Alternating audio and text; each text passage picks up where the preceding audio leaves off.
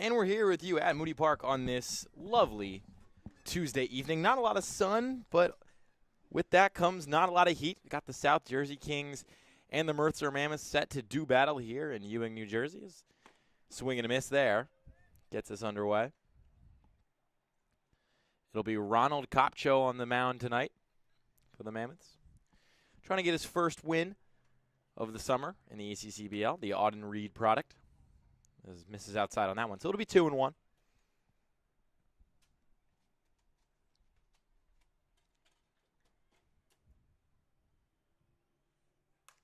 It's fouled back. Counts even now at 2. The Kings played about half of a doubleheader on Saturday before the rain came, matching up against the Quakertown Blazers, undefeated over there in the West Division, but not anymore. They were undefeated when they played them over the weekend. They lost to Pocono. The count is full. But when the Kings played them on Saturday, they got through about 5 of 7 innings of that doubleheader before, as there's a strikeout there looking, as the first batter is retired in sequence. And Kopcho sends the ball around the horn and settles back in. Luke, what can a big strikeout like that to start the game really do for a pitcher's confidence? As you mentioned, Kopcho is still looking for his first win, so obviously starting off with a big called strikeout favors him, hopefully gets him into a good rhythm for the rest of the game. We witnessed a pretty smooth baseball game here earlier today. Both, you mentioned it during the preamble, a lot of pitchers were just throwing strikes. Yeah, one of the cleaner games we've seen. We ended up finishing with 3 errors for one team and 1 for the other, but it is, as you guys have seen, it is usually a lot more than that. And the pitchers were the 2 starting guys. Started off really well, hammering the strike zones, and I mean the batters were able to put the bat on the ball in the right spots. 10 hits for both teams, but definitely one of the cleaner games we've seen here this summer. It's the 1-2. Checked at, and he's got him looking for the second batter in a row. So a nice start here from Kopcho. Retires the first 2 batters with a backwards K. So in 2 brief at-bats, there's 2 outs here at the top of the first.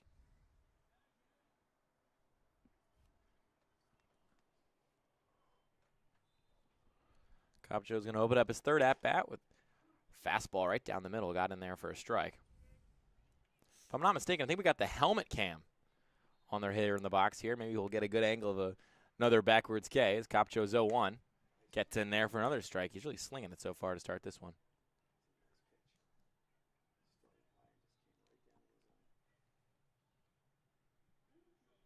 Kopcho's 0-2 on Pedrick.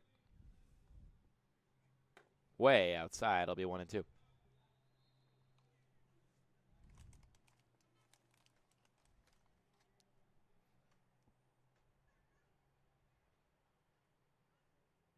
A 1-2.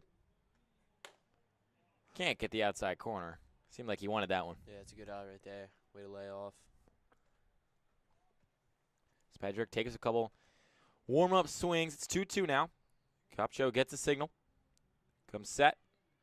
Winds and delivers. Swing and a ripper. Could be fair, could be foul. It'll be over the wall foul. But that was a pretty nice piece of contact there. Got us both leaning forward. Thought that might have gotten down. It could have been extra bases if it was fair. Yeah, just a little bit ahead there. Ends up pulling it over the fence. Got to stay back on this a little bit. Kopcho winds. The 2-2. This one is lifted to center field. Back on his mower, and he's still going back. He's got room, and he makes the catch. Not the most pristine grass out there, but not bad by any stretch of the imagination. He gets under the ball, makes the catch, and there's 3 up and 3 down for Ron Kopcho, who smoothly gets to the top of the first. We go to the bottom of the second. It'll be the Kings to bat after this.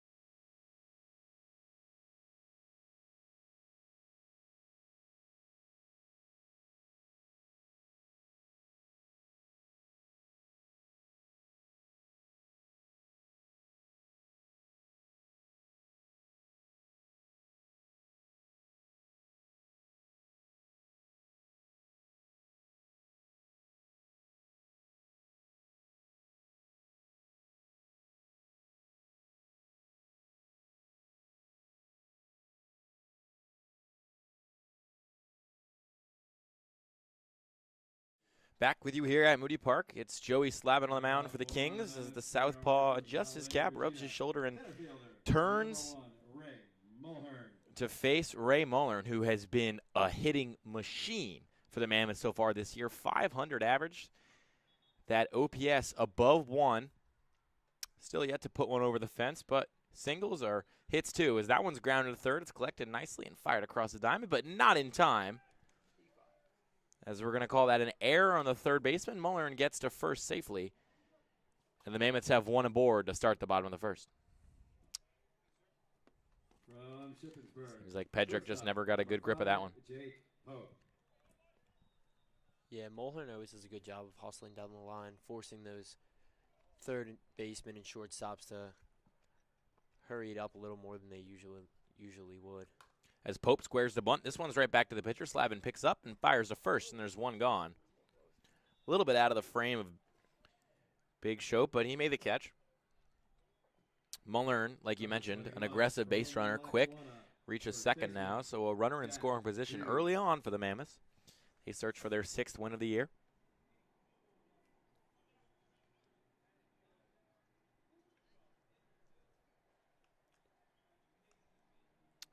Slavin begins the at-bat with a strike right in there. Seems like he got the bottom of the zone nicely.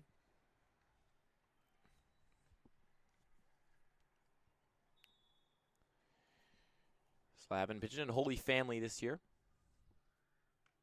Heading into his sophomore year there. 0-1. Way outside, not even close. Whacks the fence. Mullern's going to round third and get about 5 feet down the line before staring down at Fitzpatrick and going back to the third bag. That pitch, I mean, you could tell the second he threw it, it was way up there. Yeah, not even. I mean, Fitzpatrick didn't even make an attempt to grab it. He just turned around and started running towards the fence right away. So the count's even at 1 now. Slavin kicks and delivers. Up high. 2-1.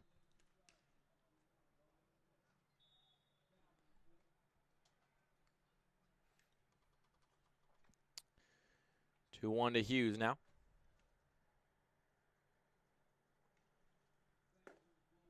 That one's in there for a called strike. Counts even now at 2. Mullern not taking huge leads over there on third, but still making a couple big strides. You know, he's going to be eager to run anything that might be wild or get past Fitzpatrick. Yeah, I mean, Slavin's not even giving him a look. I feel like if Slavin... Speaking of, here comes Mullern. Then the play at the plate, there's not going to be one. Slavin misses in that exact same spot that he threw the wild pitch on earlier. And Mullern gets home, and the Mammoths are on the board to start this one in the bottom of the first. A 1-0 lead early on. What's up, G? You okay?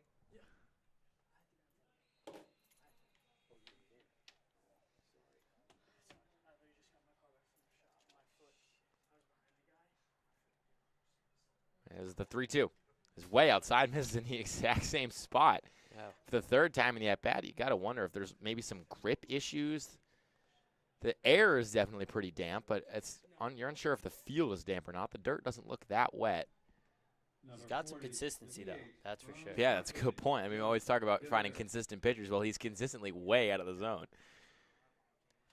Little gold bat here. Yeah, did he spray paint that? It looks good for Grimder. And he swings and misses at that one. Probably tried to show off the flash a little bit too much. I mean, you and I mentioned it when the teams came out for the anthem. Feels like everyone and their mother is here for the Mammoths today. They got a deep, deep squad over there. I was counting 21 Mammoths players. Wow. And I believe the manager came up and mentioned that they had 7 pitchers, obviously. Yeah, they got We're a hoping full not to use all 7 of those, but full pen. Looking like a major league team almost, you know, with all those relievers. But that one got down for a single. So there's runners on first and second here after the walk and the single as the Mammoths try to pile on to their 1-run lead. From Mercer County, 31, number 31, Joey Socorro. It'll be Joey Socorro to step in the portal right now. Just finished up his sophomore season at Mercer County Community College. That one is swung on and missed. the helmet cam's been getting used a lot today. There were plenty of batters with it in the earlier game, and now we've already seen a couple using it here tonight. And hopefully we're getting some good content. That's just called exhausting all your resources, if you ask me. That one's fouled back again. It'll be 0-2. Scorer facing the team he played for last year.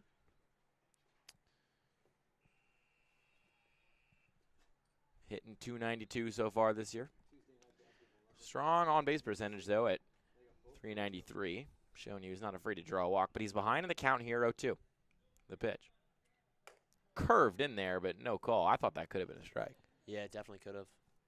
Fitzpatrick, not a bad frame job there, but I think the umpire's smart enough to know where it came in. Runners on first and second. Slavin's 1-2. Fouled back.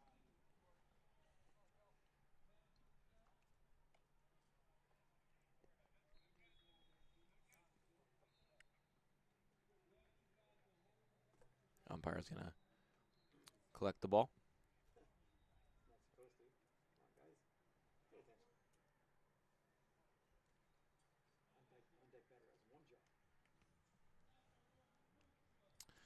Slavin comes set, is 1-2. Check swing, didn't go. Counts even at 2 now. Socorro wanted that, you can tell, but pulled off at just the last second. Yeah, and the umpire's been favoring that low strike. I think Slavin missed it just a little bit, got a little too under the strike zone there. Runners on first and second. Slavin's 2-2. This one is cracked to shortstop. Mercado is under it, flips to 1. They fire over to first, and it's dropped. Could have been 2 there.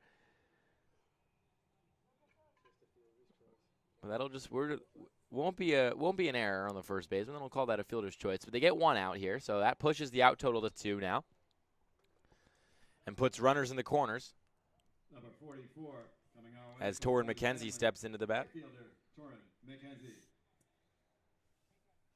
Going into his junior year at Holy Family. Hails from Hamilton, New Jersey. He's been a big bat for these Mammoths so far, hitting .409 in the year as that one's inside. He'll be 1-0.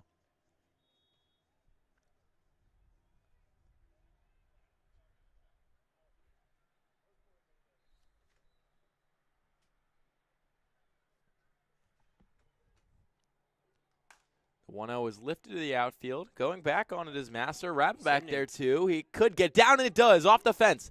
McKenzie digs in around second. He's headed for third. Socorro going all the way home. He'll score.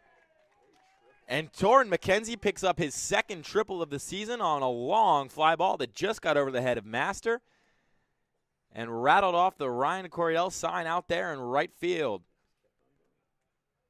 McKenzie was like a locomotive, picked up speed and just didn't slow down, got all the way over to third, standing. And the Mammoths have a 3-0 lead here in the bottom of the first.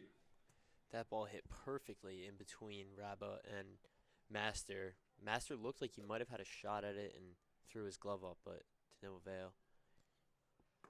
That one gets away. Here comes McKenzie running home, and he will get there safely. So a 4-run first inning now. The bases for McKenzie. About as, like you mentioned, as quick as you can get her on the bases without actually hitting a home run. Triple, and then on the next pitch, Slavin tries to settle in now.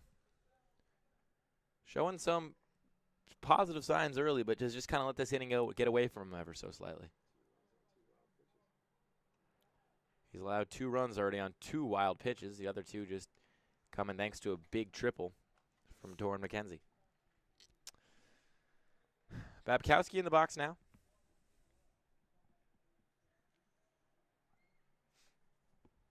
The 2-0.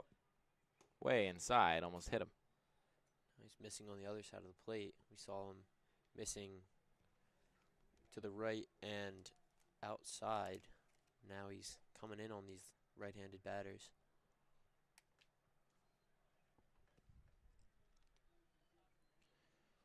.3-0. Up high and outside. And there's a 4-pitch walk for Joey Slavin as he tries to just find a groove here. From Lafayette, left fielder, number 38, MJ Wright. So MJ Wright will step into the right-handed batter's box. Funny how things work. The pitch. This one is fouled back up and over the press box and hopefully not making contact with a car. Slavin's velocity looks about as good as we've seen this summer, but his Unfortunately, his placement looks similar to what we've seen all summer as well. But it's funny you say that because his placement was pretty good, you know, for 2 batters. And then suddenly the pitch is just – he has that one nightmare of an AB that, you know, allows that first run in on the wild pitch. And felt like after that he couldn't really get it back. I feel like for the most part that's been the story here this summer. Some pitchers will dial in for 2, 3 batters, and then the next batter it's like a brand new guy's out on the mound. The 1-2 fouled back again. He'll remain 1-2. Sun trying to peek its way under the clouds out there in right field, giving us a could you know the sky could always be more boring than it is right now. Could just be straight gray. We got a little bit of gold up there. As the 1-2 swing and a miss, he got him a nice pitch, spun it right into the zone, and right is retired. But the damage is done. The Mammoths plate 4 runs on a pair of wild pitches and a 2-run triple to lead this one 4-0 over the South Jersey Kings heading into the top of the second. Don't go anywhere.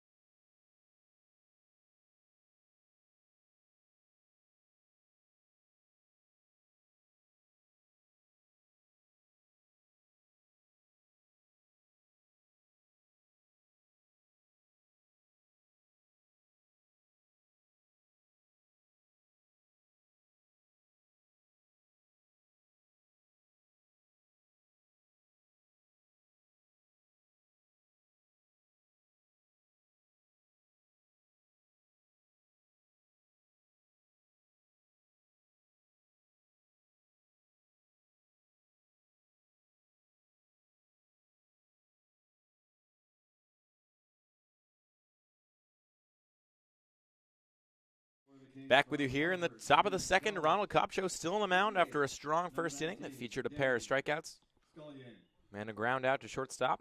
But he's facing off against Scullion, who has a home run to his name already this year. Scullion has been red hot to start off this year. I mean, Luke, he's been an unreal power hitter for the Kings to start off the 2025 season. The 0-1 up high.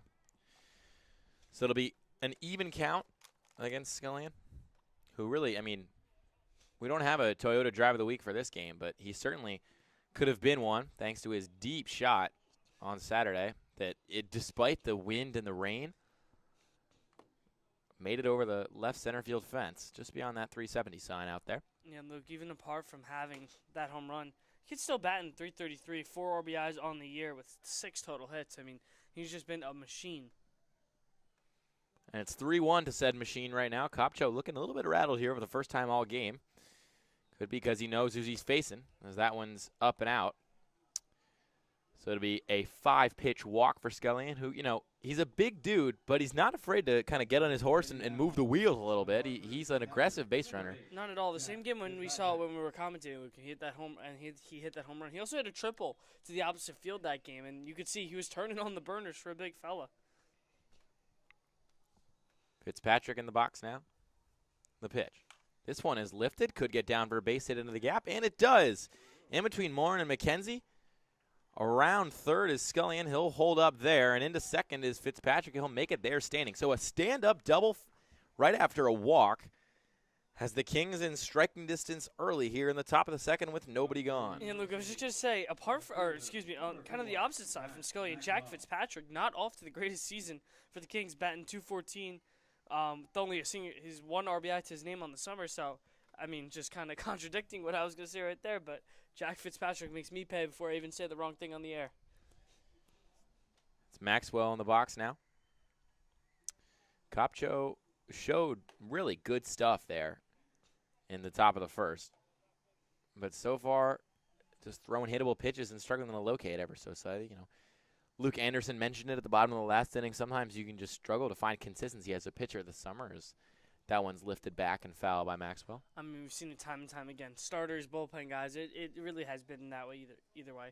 I mean, apart from, honestly, Ungaro last game, who we called, who had an unbelievable start. Apart from him, that I've seen a lot of this summer, it's been a lot of guys who have been very inconsistent up and down innings. 1-1, fouled back, or rather fouled right off his foot.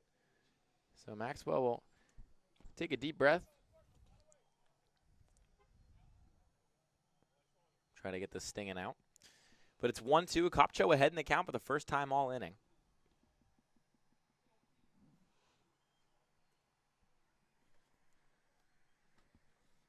The Alvernia sophomore, Wines delivers, and that one's a swing and a miss. He gets his third strikeout of the evening. Retiring Maxwell and getting his first out of the top of the second. Still runners on second and third behind him. Harvard, shortstop. Yeah, and Luke, Zach Maxwell's really been struggling. Got off to a pretty decent start, had 2 hits early on in ECCBL, dropped all the way down right before that, I bet, to 214 average. So he's kind of been struggling in this Kings lineup. Mercado swings and misses at the first one. One of the million, seemingly, hitters we got from Harvard College. Going into his sophomore season there. That one's in there for a called strike. And one of the million, seemingly, hitters we got rocking the helmet cam. Absolutely. Love to see it. Absolutely see it. Kopcho comes set, is 0-2. Way outside. Good job by Sikora to knock that one down. Yeah, look, I feel like Kopcho is kind of starting to work with a little bit more of a tempo now after giving up those first 2 hits. We saw him just register the strikeout on the previous at-bat, and he's already way ahead here on Mercado with a 1-2 count. The 1-2. Inside. Oh, beauty. Oh, rather he got the outside corner. And there's a looking. I thought it was inside. I was looking over at my notes, but he got that inside corner. Like you mentioned, beautiful pitch. What'd you like about that? I believe you went with the changeup, had that little bit of arm side tail. I saw that little bit of that run, and it did. I don't know. I think it may have clipped the corner, Luke. I mean, it's tough, obviously, up here from that angle. But from what I saw, I thought that was a beautifully executed pitch. Just froze him. Big check swing there from Shope. They're going to say he went around, or rather it could have just been a strike anyway. So it'll be 0-1. Kopcho already with 4 strikeouts on the day. 3 of them looking. He's really painting these corners and freezing these hitters. That one's outside. I mean, yeah, when Kopcho's able to locate, and we just saw the changeup there, executed there perfectly, but when he's able to locate that breaking ball as well, he's looked good. The two hits he gave up were both to fastballs. 1-1, can't catch the outside of the zone, so it'll be 2-1. And look, we see that a lot with these ECCBL pitchers, is them not being able to locate their second or third pitches. They rely too heavily on the fastball, and that's when it just becomes batting practice for these hitters. Gets the outside corner there on the 2-1. Not a fan of it as Shope, and I honestly can't blame him. That looked pretty far out there. Yeah, I 100% agree. I didn't think that, especially with the way that Kopcho's been going, I don't think that that's a strike. It's a little bit off the plate. Runners on second and third. Kopcho's 2-2. Check swing. Got him looking. Strikes out the side after giving up 2 early base runners. And Ronald Kopcho will go to the dugout, high-fiving and swagger walking. It's 4-0 in favor of the Mammoths. Kopcho gets out of the early jam, and we'll be right back with you for the bottom of the second. Hi, my name is Dr. Philip Glassner. I'm a hip and knee replacement specialist at Mid-Jersey Orthopedics. We're a multi-specialty orthopedic practice with offices in Flemington, Bridgewater, and Washington, New Jersey. We have 18 fellowship-trained specialists to take care of you from your neck down to your toes. We offer conservative management such as bracing, therapy, and injections through surgical interventions as well. Our goal is to keep you active and healthy and get you back in the game. We also offer on-site digital x-ray as well as MRI. We have evening and Saturday morning office hours to assist with convenient appointment times, as well as having walk-in appointments available. Call us or visit our website at midjerseyorthopedics.com so we can help you to live life better.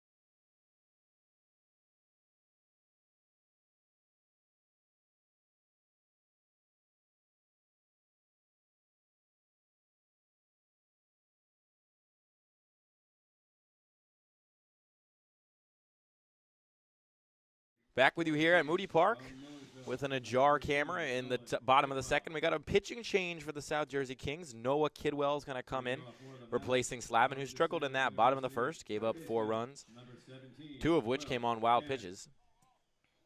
So in steps Kidwell. Headed to Millersville University next year. Pennsylvania guy, just like myself. You don't get a lot of those out here in the ECCBL. Especially not for the Kings. See a couple other teams that have a lot of those Pennsylvania guys, especially for the Kings. You don't see a lot of PA guys, but Nolan Kidwell is he's a pretty good arm, Luke. He had a 2.37 ERA in his high school season at Springfield Township over there. And he gets the ground out to start the inning. So he's off and running. He's got a better start than Slavin did already. But also a lefty, so no real strategy adjustments if you're the Mercer Mammoths, going from lefty to lefty. Springfield Township in the state finals right now for men's lacrosse and women's lacrosse, potentially the first high school in decades in Pennsylvania to pull off the feat of winning the state title in both men's and women's lacrosse. Wow, that's really impressive. I haven't heard of that one in a while. It's a big school. It's one of those big suburban public schools. You drive by it, you can't miss it. It looks like a college campus. Had to travel to a couple of those, play some basketball games in high school, and it was an eye-opening experience for me. The 1-1. Fouled back, 2-1, and shakes our camera some more. Check in on it. You know, what's wrong? Nothing wrong with a little bit of angle.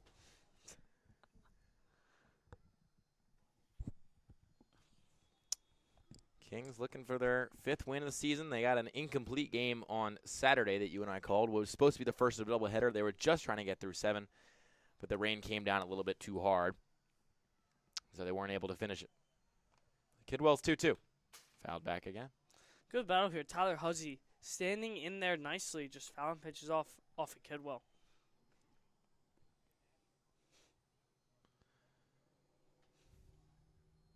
Huzzy just 1 hit to his name so far this year. The 2-2. Inside. And the count will be full. I tell you, this is the second pitcher today, Luke, where we see that breaking ball. Has a lot of spin. I'm interested to see, as Kidwell gets deeper into his stint, if he's going to be able to locate it consistently. It's full for Kidwell, who throws this one to Huzzy, who lifts it into right field, but under and in control is Master, and he'll guide the ball into his glove for the the second out, of the inning. So we're up to 2 outs here in the bottom of the second. And Kidwell, I mean, so far, there was a long battle there, but he's looking pretty comfortable so far. Most definitely. As I mentioned, his breaking ball looks good. It has a lot of spin. He missed on the 2-2, trying to get it down and in, trying to clip the corner for a strike. But nonetheless, he's battled. Hasn't thrown a lot of balls complete. Even the pitches that he's missed, they haven't missed so far off the plate. He looks accurate, like he's confident and rolling right now. This one's grounded up the middle. Mercado gets it over to Shope. And that'll do it. A 1-2-3 inning. No runs, no hits, no men left. And we go to the top of the third after a nice debut inning from Nolan Kidwell. Don't go anywhere.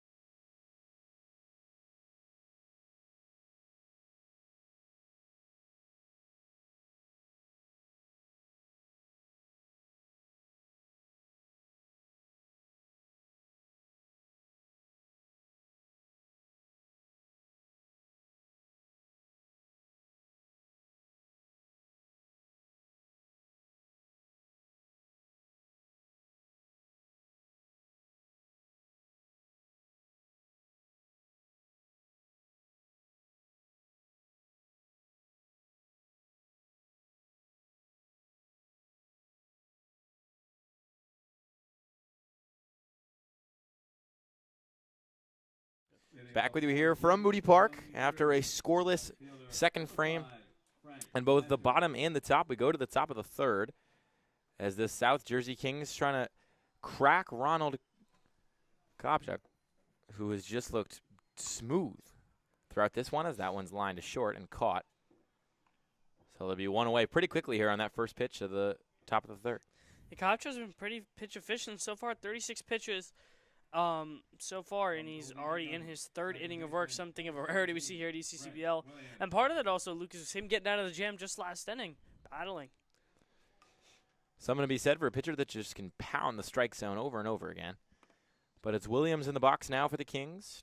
Kopchak Ryans delivers, and that one's lined right down the third base line. It'll be a fair ball. Williams heading around first, digging in for second, but then going to turn around and make his way back to that early bag.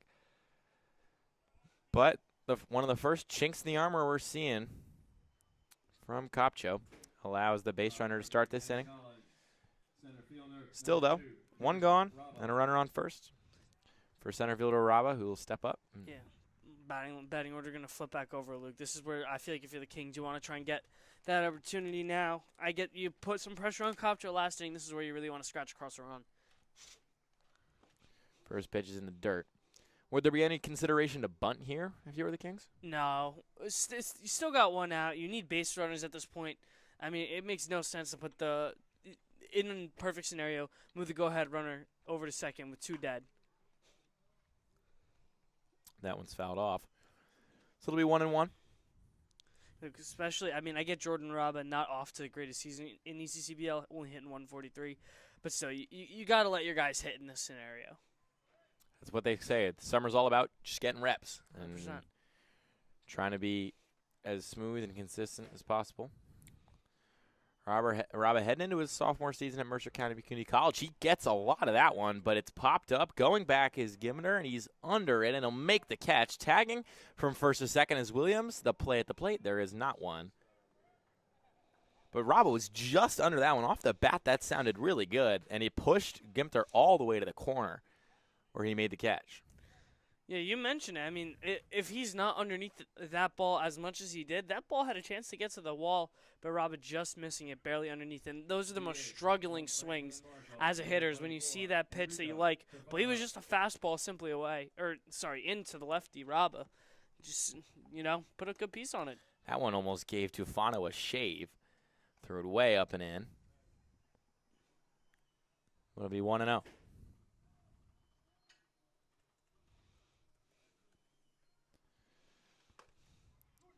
Drop that one in there for a called strike. Counts even now with two gone.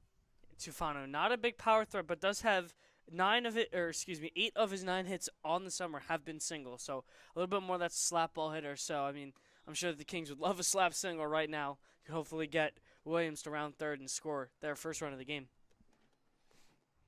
So the 2-1. Facing Tufano, who's got Williams in scoring position over there on second.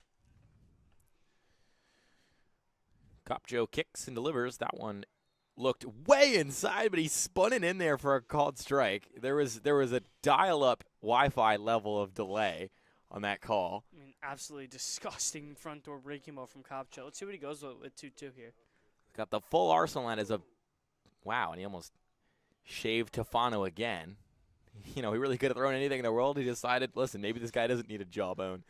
But he missed ever so slightly, so it counts full. I mean, that's a terrifying tunnel. You get the slider almost hitting your hip, darts across the zone, and you see the fastball almost look like a strike and then just runs right into you.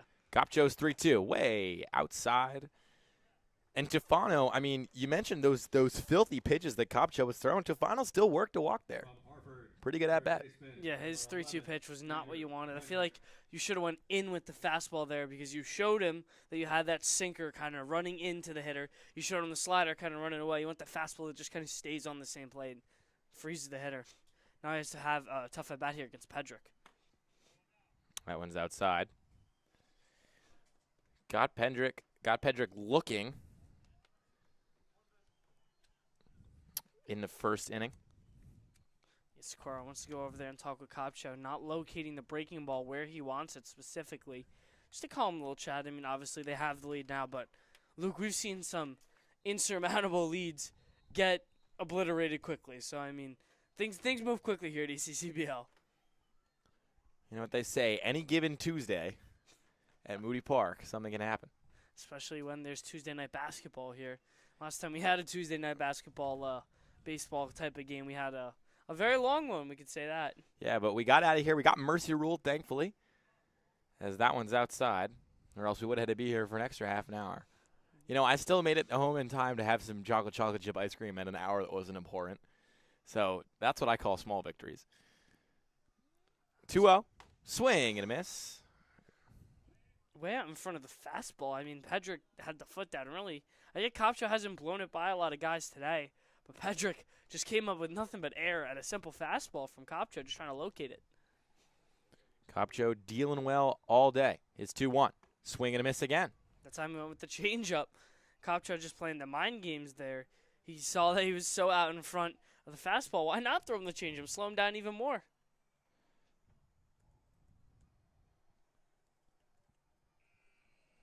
The 2-2.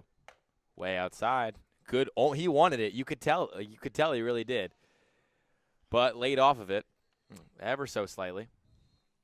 And staying alive in this at-bat. Kopcho's payoff pitch. Runners go, and the throw is high. So the bases are loaded. You know, he's cruised through much of this one, and he looks powerful and strong out there. But nonetheless, they're loaded up. And he's coming against, I mean, this is of all the guys you want to face with the bases loaded, it's really not this guy. Santiago Scullion already worked a walk in his first at-bat. And we just mentioned this is not the guy you want to be facing with the bases loaded if you're Ronald Kopcho.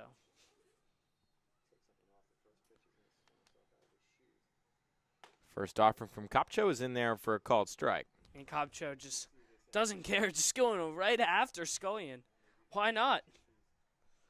That's what Kopcho had to say. He's not afraid. The 0-1.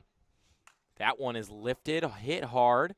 Scullion not happy with it off his bat, and the catch is made. So the bases were loaded, but Kopcho throws enough heat to get out of the inning. As we go to the bottom of the third, it is still 4-0 in favor of the Mercer Mammoths. Don't go anywhere.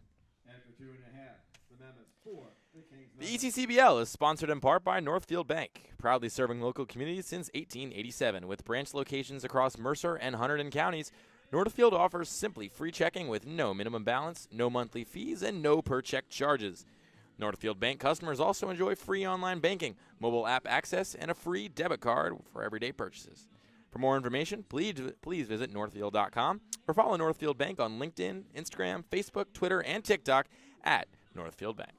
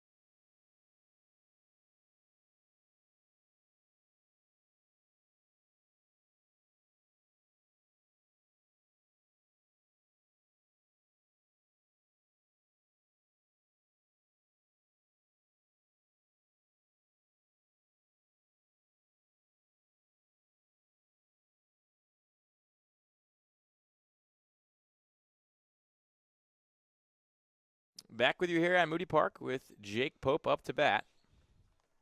Might be having some camera troubles, but we'll be here with you on the audio side of things. It's 1-0 to Pope now. He's in the right-handed batter's box.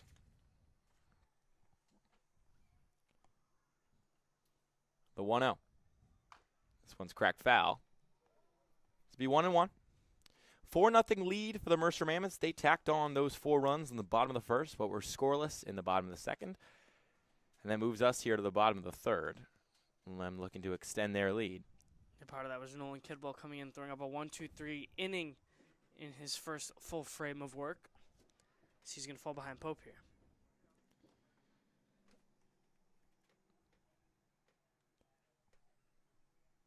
The 2-1. Kicks and delivers. Inside. Okay, well, give a little bit too much of that lefty tail in that ride on the fastball, especially in that lefty-lefty battle. You don't want to throw it too far in to those lefties. If he throws it in the zone, it could be a crack shot to the outfield. As that one will be the ball 4, and Pope will take his base over there to first. Number 21, first baseman, Jack Hughes. And this will bring up Jack Hughes for the Mammoths. Hughes drew a walk in his first at-bat.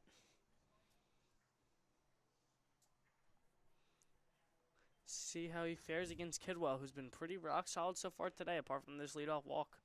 First pitch is in there for a called strike. It'll be 0-1.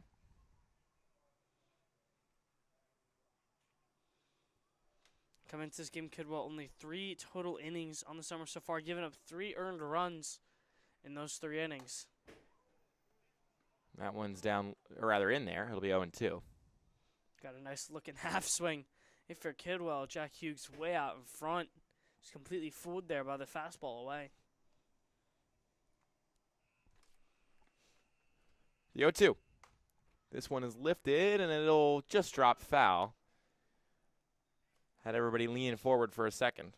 I mean, your good old classic in and out swing right there. Somehow almost hooked it foul. I mean, if you're Nolan Kidwell, that would have been an absolutely brutal hit to have given up in this scenario.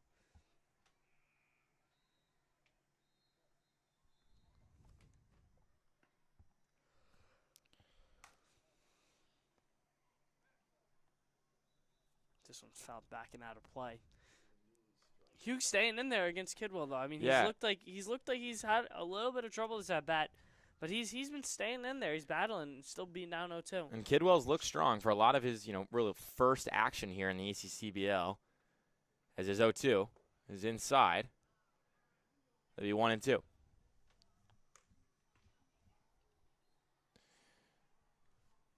So in this AB, doing his best to just dig in and get out of it. Build and show some momentum. Is 1-2. He steps off and throws back to first. Trying to control the running game. Kidwell just does not want to get this out of hand. The Kings pitchers and defense have to keep this lead where it is and start clawing back on the offensive side. As this one's hit hard and it's fair. Just inside the third base bag. Pope's going to round second. He'll head for third. Coming on is Maxwell. He's got it. And the runners reach safely on second and third as that double down the third base line from Hughes puts 2 runners in scoring position now with nobody gone. And Kidwell on the mound. And now this is where, if you're Nolan Kidwell, got to dig deep here, giving up the double to Hughes. You got Joe Jamitter coming up for the Mammoths, a 4-hole hitter, and we know he has a little bit of pop. Already 1 for 1 on the day as well. As Jamitter's in this one. This one's grounded over to second base. Runner's going to stay at third. As Williams, or rather they're going to say, yeah, they got him over at first. Jamitter just did not run a hard 90 there and had me thinking and confused that maybe there was a different call by the umpire. No, classic, great defense, though, by the Kings. Williams took his time, checked Pope over at third, and then made his time, make sure he made a good, accurate throw over to Shoppy at first. But yeah, really great defensive sequence there by the Kings. Swing and a miss here against Socorro. And we are aware of the camera issues and problems.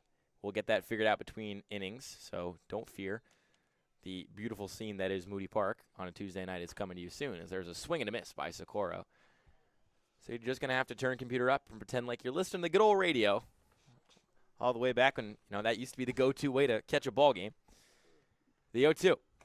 Check swing outside. So it'll be 1-2 now, with Hughes on second and Pope on third for Kidwell. Reminds me back when our dads didn't have the screens back in the day. The 1-2. up Oof. high. Even Socorro thought he might have been struck out there. He started to trot his way over to the bullpen, I mean, or the dugout. nonetheless, that's a tough pitch to lay off of. In a 1-2 count, fastball up and away, just barely missed. The 2-2. Swing and a miss. He got him. Socorro will sit down.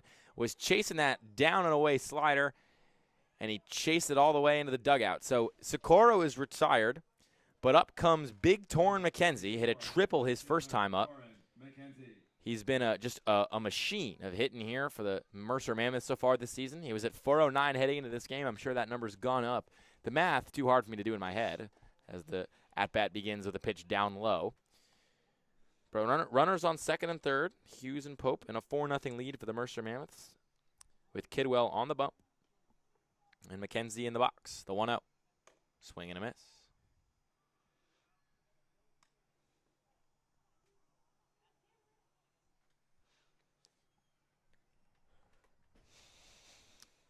Kidwell comes set.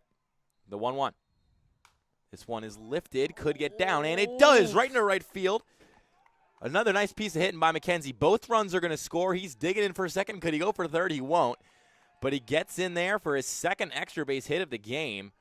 And dare I say, he may even be on cycle watch right now, Torrin McKenzie. He's got a double and a triple in his first two at-bats, and the Mercer Mammoths lead 6-0 here in the bottom of the third. I mean, the Mammoths just handing it right to him.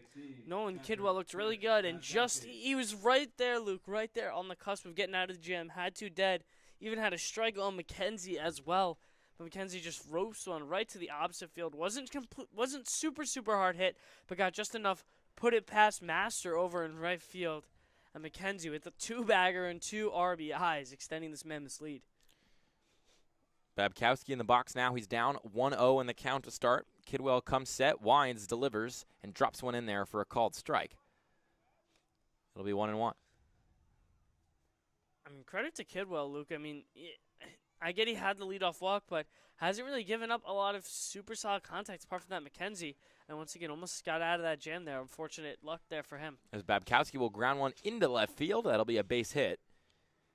So he'll reach first. McKenzie will go to third. As there's runners in the corners for Kidwell, who it seems like every pitcher that the South Jersey Kings have tried it out today, looks good in the beginning, but struggles to really have that consistency as his appearance wears on. And you have to think he might be wearing out. But right now, not right now, but right is in the box now. The 0-0, swing and a miss on that first pitch. The Kings need to figure out their pitching situation. I mean, you don't want to be going with 3 different arms in 3 innings. Kidwell already up to 35 pitches, only in his second inning of work. Kidwell's 0-1, another swing and a miss. Way ahead of MJ right here, 0-2. This is the guy you need to go after. Want to get out of this, get the bats up, try and give the Kings a fighting chance to hop back in it. Winds and delivers. This one's grounded at shortstop, controlled by Mercado, flipping to second, and they get the third out of the inning. But still, a little bit of damage done for the Mercer Mammoths to extend their lead from 4 to 6, thanks to a 2 RBI double from McKenzie. And we'll be back with you, hopefully with a camera, in the top of the 4th.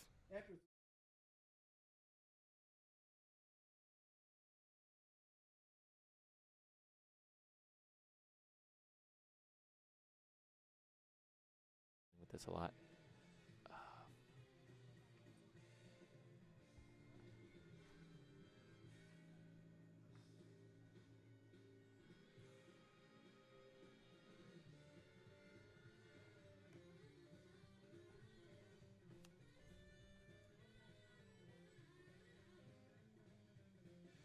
Oh, bang. That was easy.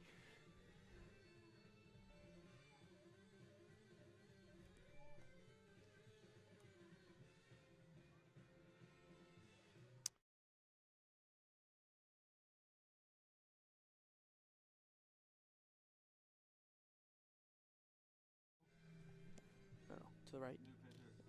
To the right. See the left, left. To the right a little bit. Up. Right there. Another volume button right there. Underneath. If you want me to.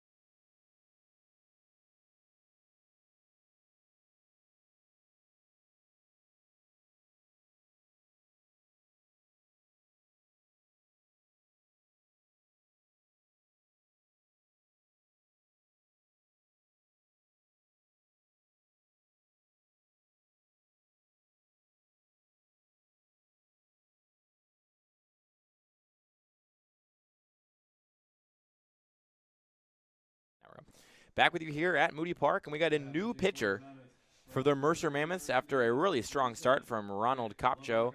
We're going to get Nick Lavaco on the mound. Just graduated Donovan Catholic, headed to Drew University next year. Big, tall right-hander. Played a little bit of second base in his time in high school as well. A little bit of two-way abilities, but yeah. Nick Lavaco really was the one who shined on the mound. Pitched to the tune of a 2.51 year in high school across 30 and 2/3 innings. And we've seen a lot of guys with high strikeout numbers, high walk number pitcher-wise in ECCBL. Lavaco only 9 walks in high school compared to his 27 strikeouts, so Lavaco definitely knows how to control his stuff.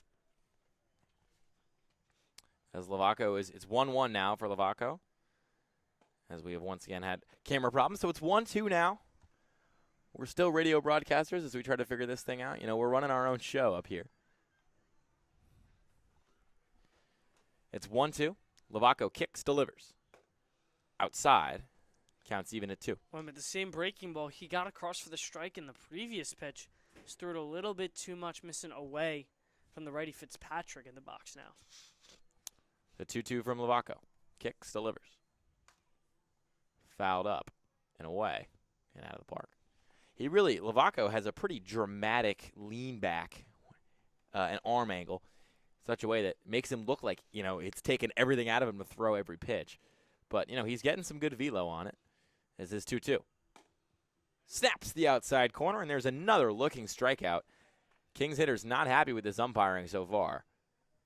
I mean, the Mammoths and their pitching lab has done an unbelievable job. They're throwing all these righties, especially in the Kings lineup, away. And listen, in all honesty, as a hitter, it's tough to commit to that outside pitch and take it the other way. It is a difficult mind battle because you don't want to swing out of your shoes that a pitch that misses too far out. But between Kopchuk and Lavaco, they've done a spectacular job of keeping that ball away, but getting the corner for the strike call.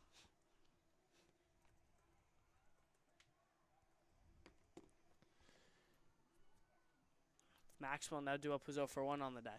So Maxwell looking for that first hit, and he gets a lot of this baseball. Lifts it high and far, but not far enough, and under it and making the catch. Look, again, that's what you get. That's what you get in a wood bat league. You get a lot of things that look real good off the bat, right into the gap, but, you know, you got to hit the ball perfectly to really send it out here. Kind of just lofted it a little bit. We've also seen a couple of Kings hitters in general today just kind of slice under it a little bit, and that allows, they're hitting it far, but it just hangs in the air for too much time. These outfielders are going to easily be able to get to their spots and make these easy routine fly-out catches. So Lavaco's got 2 away now, and his first pitch against Mercado was down low. Mercado made a couple of nice plays in the field earlier today. Still yet to really impact this game with his bat. He's 0 for 1. 1-0. Fouled back. You probably heard me say something about him, so he tried to hit the ball right in my face. Mercado, last game was one of our many helmet cam guys. Love seeing the helmet cam getting passed really, around. it's getting passed around out there, man. It's really everybody's getting a chance to use it. That one is a check swing. They're gonna say he went 1 and 2, but you know, anything for the angles, and I don't hate that idea whatsoever. Oh, absolutely not. We saw Socorro wearing it earlier when McKenzie hit that triple. He was rounding the third. I mean, that'll be a nice little clip that they can put together. Yeah, exactly. Hey, and he gets the outside corner. Nice pitch by Lavaco, and he gets out of the inning. 1, 2, 3. No runs, no hits, no men left. As we go to the bottom of the 4th, and the Mammoth on top, 6-0. Hi, my name is Dr. Philip Glassner. I'm a hip and knee replacement specialist at Mid-Jersey Orthopedics. We're a multi-specialty orthopedic practice with offices in Flemington, Bridgewater, and Washington, New Jersey. We have 18 fellowship-trained specialists to take care of you from your neck down to your toes. We offer conservative management such as bracing, therapy, and injections through surgical interventions as well. Our goal is to keep you active and healthy and get you back in the game. We also offer on-site digital x-ray as well as MRI. We have evening and Saturday morning office hours to assist with convenient appointment times, as well as having walk-in appointments available. Call us or visit our website at midjerseyorthopedics.com so we can help you to live life better.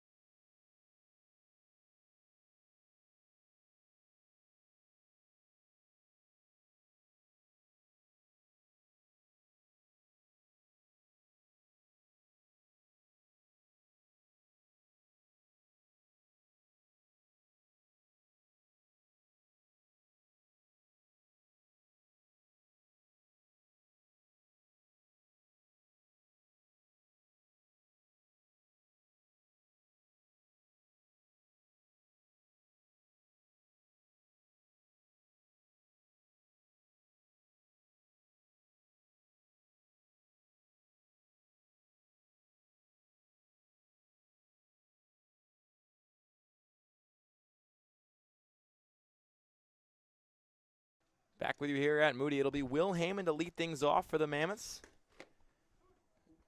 as Nolan Kidwell gets a second inning of work, as the lights continue to kind of be our only source, with the sun tucking its way behind those trees and the clouds turning darker and darker as this one's fouled away. So it'll be 0-2. As Kidwell ahead in the count once again. You know, he flashed his stuff, but he also flashed some inconsistency problems. But, you know, they trotted him out again the third inning in a row. A lot of trust placing on the guy who was in high school about a week and a half ago. Yeah, only came into the inning with 36. Only came into this inning with 36 pitches. So yeah, may as well trot the kid out. I mean, you only got 2 innings out of your starter. May as well try and get 3 out of Kidwell, if not maybe 4, if he's able to get a quick one this inning. So Will Heyman looking for his first hit of the day. 6 runs for his club, and as if on cue, he lost one into center field, right in front of Reba, and he'll reach safely. Classic textbook hitting. Get that middle way fastball. Hit it back right where it's pitched is what these hitting coaches philosophize. And Heyman able to just do that right up the middle. Nice and easy. Gets his second hit of the ECCBL season so far. He was 1 for 8 prior to that. Always good to kind of get something going when you feel like you might be in a little bit of a slump. It's Huzzy at the box now. Swing and a miss, but they're going to say he fouled that one back. It'll be 0-1.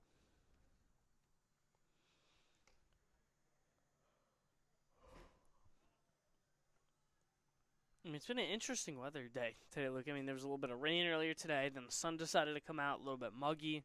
Now it's calmed down. It's been a pretty nice night so far. Huzzy fouls that one off. Yeah, I mean, when I got here, it was pretty enough to where I was thinking, listen, I could take this window out again. But I decided against it. I just slid the window open instead of taking it out. I think I was worried it was going to get too cold, honestly, when the sun really went down. It's also just a pain to put these windows You back say that, in. But I got it back in. We set the line last time I did this window thing. There's a swing and a miss. So Huzzy will sit down. But so the first time we were here during like our orientation day when there was nothing going on, Coach Coriel came up and said, you guys can take these windows out, and so he popped the windows out. And we're thinking, oh, that's cool. So we're like, wow, this is a cool press box. No windows. Lots of natural sound. Feel like we're in the game. And then it came time to put the windows back in, and that was like a 20-minute process. We had to call Coach Coriel and be like, please, Coach, how do we do this? Eventually, we popped it back in, but I still am a fan of not having the windows in the window. I think it's nice to feel like we could reach out there and touch Moody Park. I'm good to have the windows as long as you put them back. Yeah, exactly. And I volunteered to put them back the first time. So I'm going to say, I took them out as that one's fouled off. It'll be 1-1. But last time I put them back in, and they set a line for me because I thought it was going to take me 15 minutes to do it by myself. The line was 2.5 minutes, and the under smashed. I got in like 1 minute and 5 seconds. I was killing it. So, I think it's going to be hard for window gate of the first day when window gate was really a problem to ever kind of. That one's grounded to third. Nice collection. This could be 2. Petrick over to second, firing to 3, and it's not in time. Gets right past first base. As Mullen's gonna. Wow, he really flies on those base paths. Gets over there to second, but I think ever since window gate, people have had this agenda that the windows are impossible to put back in. I'm here to change that agenda. But you got to do it one game at a time. This will not be one of those games. The windows are still in the window. But after a comedy of errors out there in the field, we've got Mullen over on second base. And at the second out of the inning. Yeah, Kidwell, despite the error, able to get the second out. So, I mean, I feel like you'll trade the out just for the one base runner. So now you only have to deal with one base runner. Well, although he is at second base. Especially, I mean, if you're the Mammoths, you're thinking if of all the guys on our team who we have over there on second base, we want Muller. I mean, he flies on those base paths out there. He's aggressive. He's already gone home once today, thanks to a wild pitch that he took advantage of. But here's the 0-1. Swing and a miss. Pope was just under that one. Yeah, Kidwell dominating this at-bat so far. Dotted the fastball in for strike 1 and got a disgusting-looking swing from Pope to make it 0-2. The 0-2. Check swing. Pope didn't even think about going, really, as the ball's in the dirt. Pope watching down. Great plate discipline for the kid. He's 0 for 1 with a walk today. It's Pope.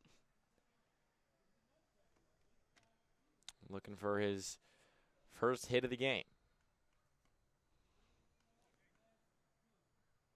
The 1-2. Tries to spin it in there. Couldn't get the call. He had Pope shielding himself from what he thought was going to hit him, but Kidwell was able to drop that one in, just not far in enough. Count is 2-2 now. Kidwell comes set, kicks, delivers, and this one is grounded to second. Should be an easy play for Williams, but it bounces off his chest. Mullen's going to dig in and come home, and he caught Williams napping, and there's another one as he continues to be aggressive on the base pass and playing some small ball out there. The Mercer Mammoths, they pick up another run thanks to some savvy base running from Mullen and an error from Williams. Pope reaches first. That's Ben Schauer taught me. There's these things called the Moody Bounce. That's what you call a Moody Bounce. Looked like a routine ground ball over to Williams. It's like a hop, skip, and a jump right into his upper chest area, almost hit the neck of Williams. So, I mean, listen, you got to be able to obviously deal with those tough plays, but an unfortunate outcome there. And that's a third error on the Kings defense today, and just goes to show you Mammoths have 0 on the day. So they're also dominating not only in the score, but in the errors department as well. Swing and a miss on that one. It'll be 0-1. And, you know, you hear it a lot. You hear this in every sport. In basketball, it was always, if you win the offensive rebounding battle, you'll win the game. And in baseball, it feels like, especially here at Moody, if you win the errors battle, you'll win the game. Most You definitely. could have half as many hits and 0 errors. The other team has 10 hits and 4 errors, and you're looking at a close game and probably a win for the team that doesn't have any errors. It doesn't help. The Mammoths now have 6 hits and 0 errors. Errors and walks. Errors and walks. That's all it is really here in the ECCBL. Is that one's outside, and Pope will reach second safely.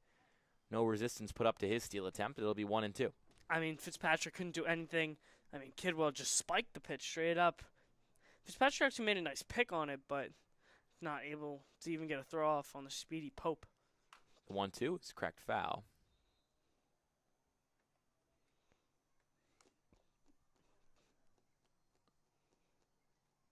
Still trying to add on are the Mercer Mammoths.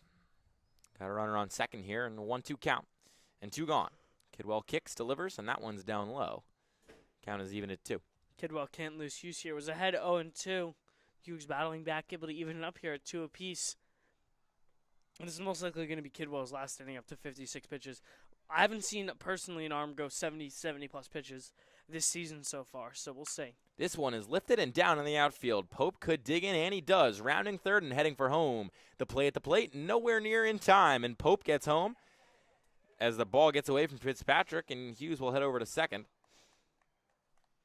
As there's the 8th run of the game and the 2nd of the inning for the Mercer Mammoths. They extend their lead now.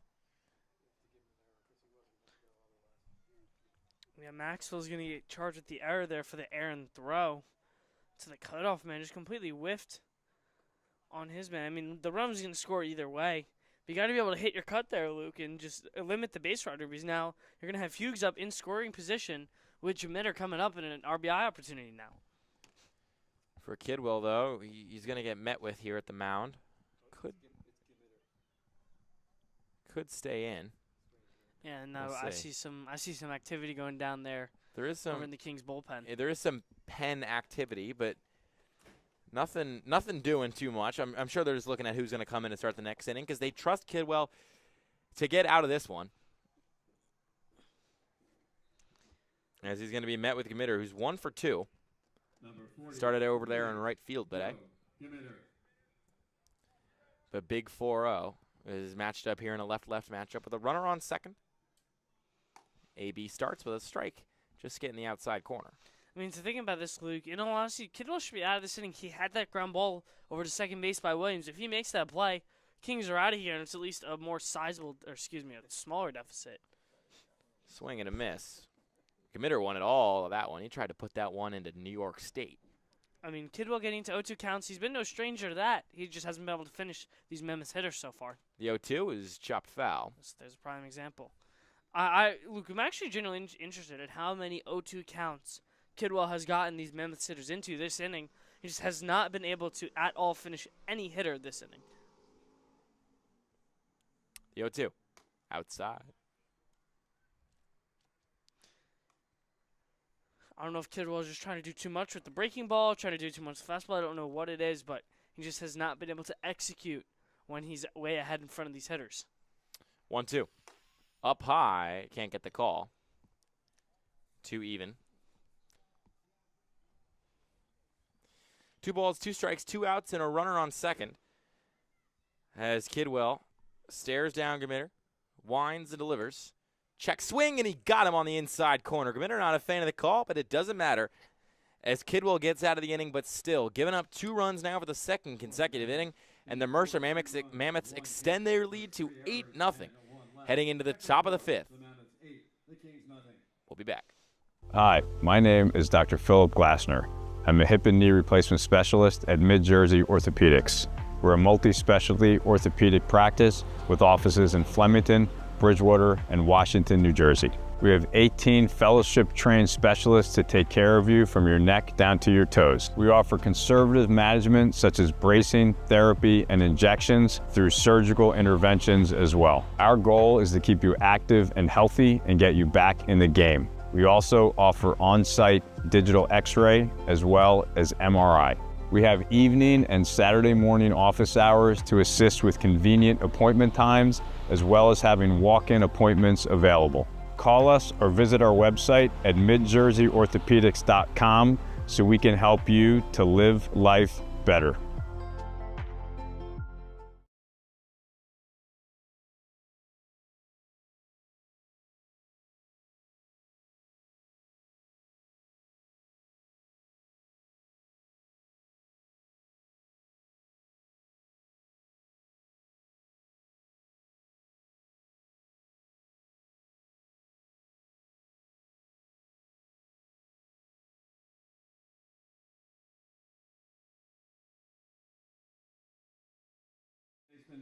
Back with you here at Moody Park. It'll be Choppy to lead things off for the Kings, as they're looking to kind of get something back here and facing an 8-run deficit in the top of the 5th. So it's fouled back into the fence and shaking our camera. We've had a lot of those tonight, believe us. 0-1 here to Choppy. That one's a swing and a miss. It'll be 0-2. See if Lavaco, unlike Kidwell, is able to finish these hitters when he's ahead 0-2.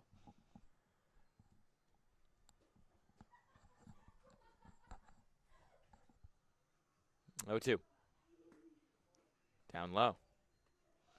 So it'll be 1-2. I mean, we were talking about it over the break. Just really, just a strong showing on a lot of fronts from these Mammoths hitters so far. The bases were loaded earlier, and there's a swing and a miss. As Shabby's retired. The bases were loaded earlier for Kopcho. He got out of it. Other than that, just not a lot of chinks in the armor here for a Mammoth staff that is at 110% attendance tonight. Really, they got everybody and all the arms they could possibly want. 100%. And, I mean, as you mentioned, just been smooth sailing all night for the Mammoths. They've been getting everything they've wanted, and their pitchers are executing really well tonight.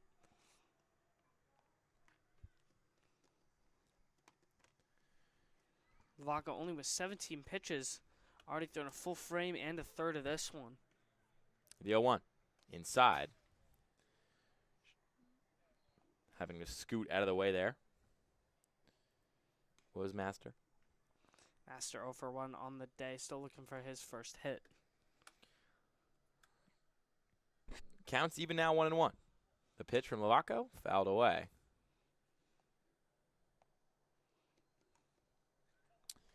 It's 1-2 now.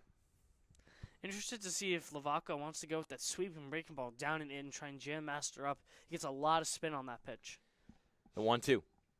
This one is lifted back in the center field, and it gets down for a base hit. Master over there to first. Yeah, I'm really surprised that Lavaco didn't go with the breaking ball there. Like, I know you want to keep it down, but he decides to attack with the fastball, and Master makes him pay. It's a pretty center-cut fastball. Master's able to kind of stick his bat out and let the ball do the rest.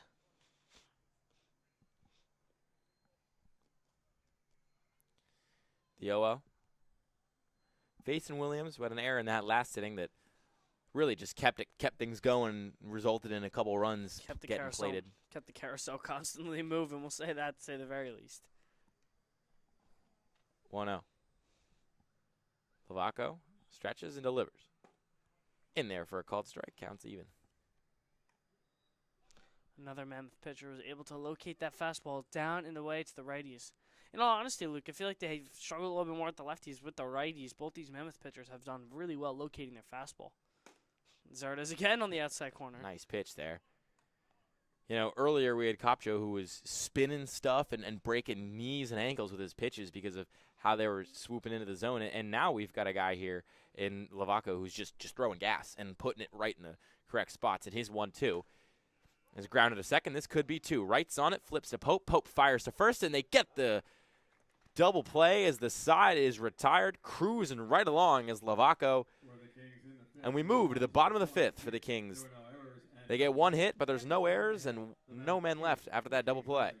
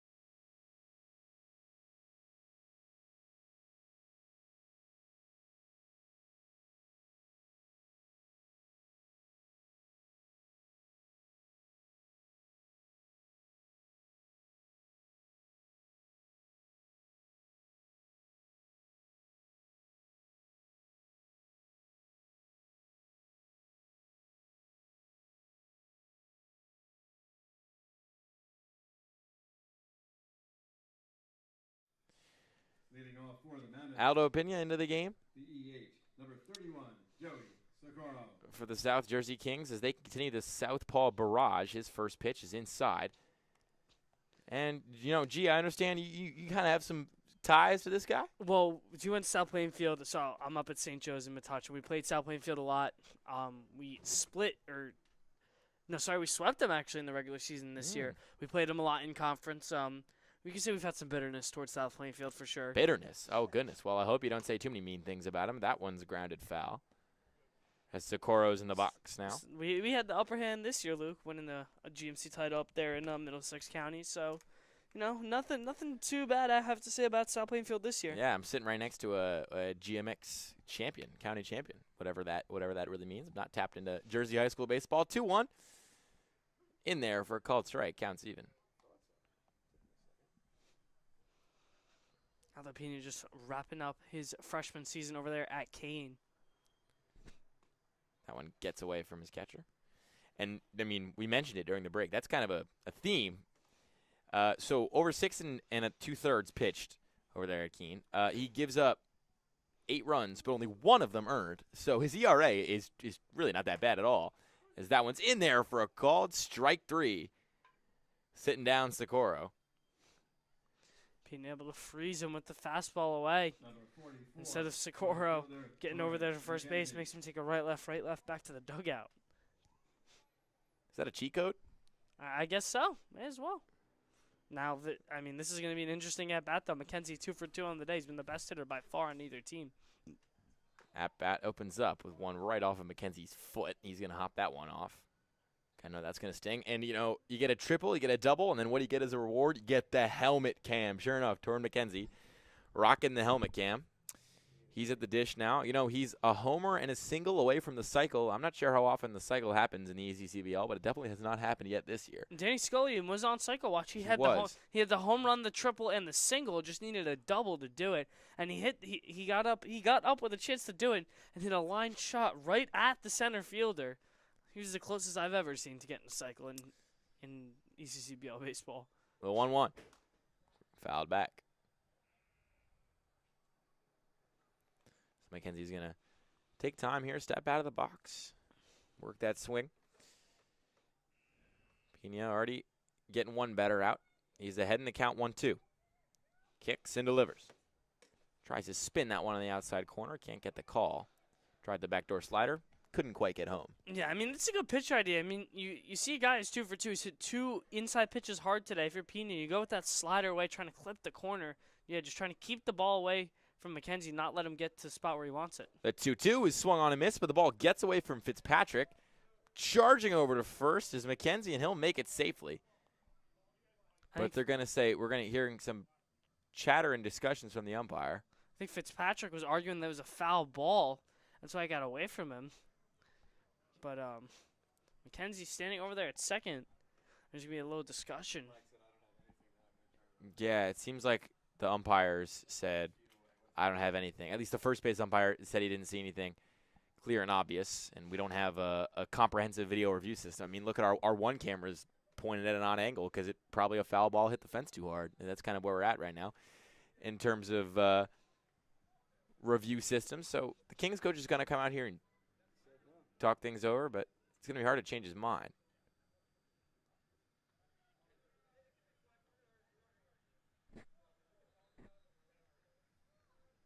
Just been that kind of night for the Kings, Luke. I mean, you kind of got to feel bad for them a little bit. I mean, already in this big deficit, haven't been playing good defense. That'll actually be the 4th error on the Kings. They're gonna call it now because without the foul ball being called, that ball should have been called by Fitzpatrick. It was right there on the corner. Yeah, even with the foul tip, you'd like for him to have a little bit more control over that. First pitch of the at-bat is in there for a called strike.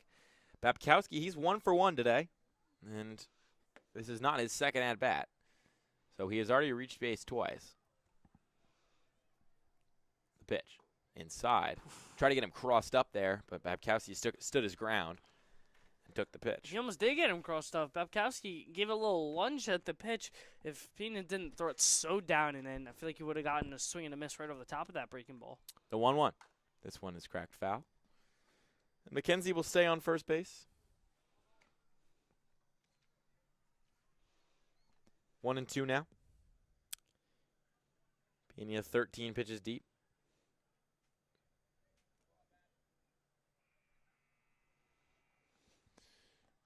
The 1-2.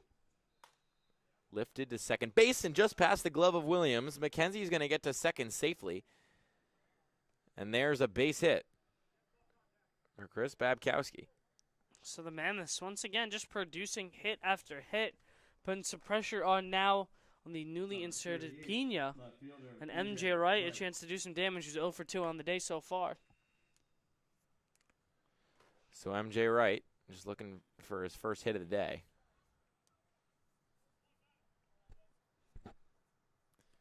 That bat is opened by a pitch up high. It'll be 1-0.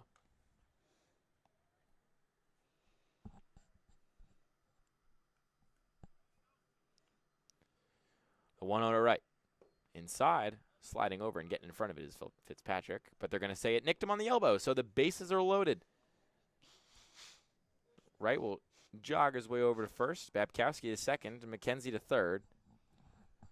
Number 17, third baseman, Will Heyman. Now you bring up Will Heyman, who's already got a knock on the day. And a golden opportunity here, Luke. I mean, he's got the bases juiced, only one dead. Shocked that the Kings, they're going to leave the middle back. I mean, yeah, I guess you're down so much, you want to try and play for the double play ball, get out of the jam. And this one could be taking a deflection off the glove, and at second, stepping on it, Williams firing over and getting the play in time. A one-man almost double play. As the side is retired, the South Jersey Kings get out of the bases-loaded jam with no further damage. But still, they trail 8-0 as we head to the top of the fifth. No errors and 2 left after 5, the Mammoths 8. The Kings ECCBL is sponsored in part by Northfield Bank, proudly serving local communities since 1887. With branch locations across Mercer and Hunterdon counties, Northfield offers simply free checking with no minimum balance, no monthly fees, and no per-check charges. Northfield Bank customers also enjoy free online banking, mobile app access, and a free debit card for everyday purchases. For more information, please visit northfield.com or follow Northfield Bank on LinkedIn, Instagram, Facebook, Twitter, and TikTok at Northfield Bank.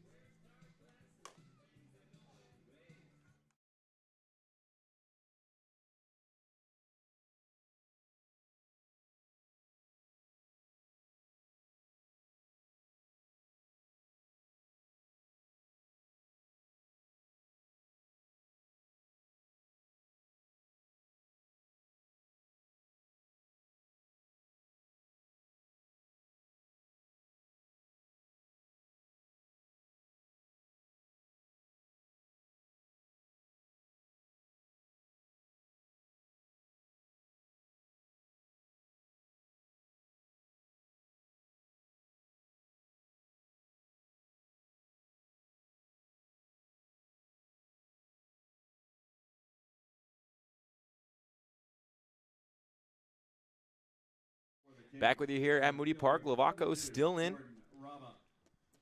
for the Mercer Mammoths. Yeah, has thrown 24 pitches through 2 innings. So Lovaco has been pretty pitch efficient so far for the Mercer Mammoths. As the first one's in there for a called strike. Already in the top of the 6th now, Luke. And once again, these Mammoths pitchers today have just been in cruise control. One of the better pitching displays we've seen all year. That one's outside. Rava is 0 for 2. Has a couple of nice plays in the outfield. But for the most part, has been a pretty big non-factor in this one. And is as if on cue, he lifts one into left field, and it gets over the head of McKenzie. He seemed to never locate the ball. Rava's digging in, coming around second. He's flying towards third. He's at warp speed, dives. Play is in time. He got thrown out. A great throw by McKenzie. Threw that one on a missile from left field. Yeah, so it's obviously going to be a double because McKenzie didn't even get his actual glove on the ball when whatever it says. It was just a complete misread. So it's going to be a double for Raba, and then he's going to get hosed over at third. And it's a nice throw McKenzie made up for the misread by gunning down Raba. So a true undulation of emotions there for Doran McKenzie. I mean, loses the ball in the lights, and he turns around and he's looking at a baseball 10 feet behind him thinking, goodness gracious, this is going to be extra bases. As we're going to have a pinch hitter here in Enrico to final spot's going to be Will Buffet stepping up for the Kings instead. Same last name, but I'm just going to go out on a limb and assume no relation to Jaleel Bethea, who's getting ready to start his sophomore year of college basketball, former 5-star recruit, played at Archbishop Wood Catholic School in Northeast Philadelphia. Just always having it, gotta drop the hoop knowledge when I can. But Bethea is dug in here in the box. First pitch, big swing and a miss. Yeah, Bethea just finished up his senior year at STA High School, another fellow GMC team. Very used to them as well. We beat them as well this year, so Humble brag. 0-1. Snaps it in there for a called strike. It'll be 0-2. You have any big hits that game? Oh no, I was a pitcher. You have any big pitches that game? Any no, big? No, not in that Didn't one. feature. That's okay. So you and I made the same impact on that one. Absolutely. 0-2. Swing and a miss. He got him. As Lovaco sends the ball around the horn and sends Bethea back to the bench on a 3-pitch strikeout. As the Mammoths pitchers continue to just have their way with these South Jersey Kings hitters, really just dictating the pace of play and the flow of the action. Lovaco only 30 pitches now, with 2 dead here in his his third full frame of work.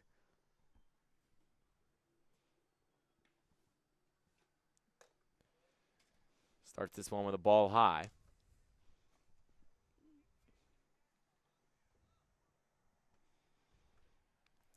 Facing off against Pedrick, who's already walked in this one.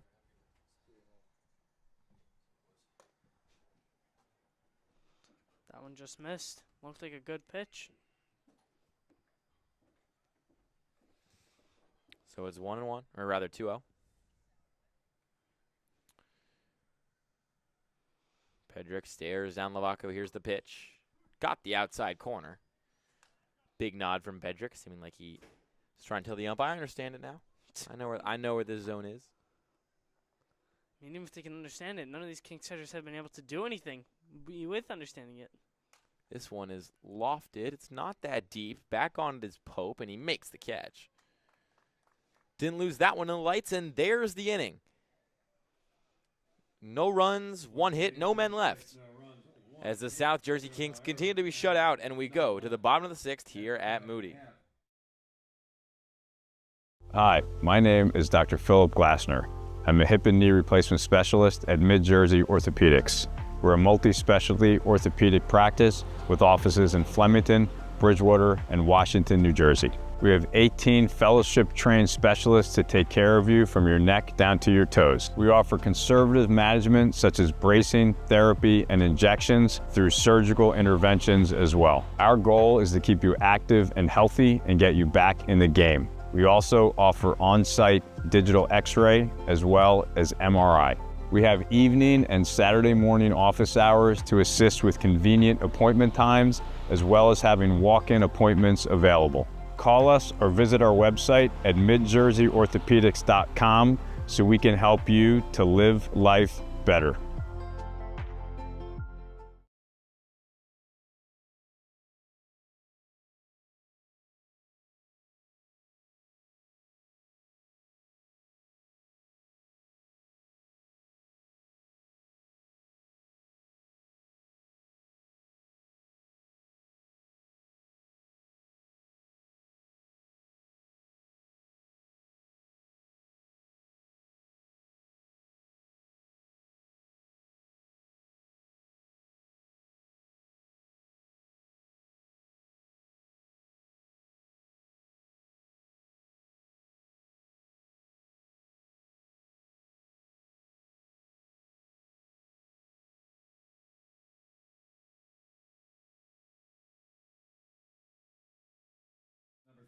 Back with you here at Moody Park in Ewing, New Jersey, as the sky turns from gold to dark blue to black pretty soon, as the lights are full and blaring, and the Tuesday Night Rec League is kind of dissipating over there on the basketball court. Still got some representation.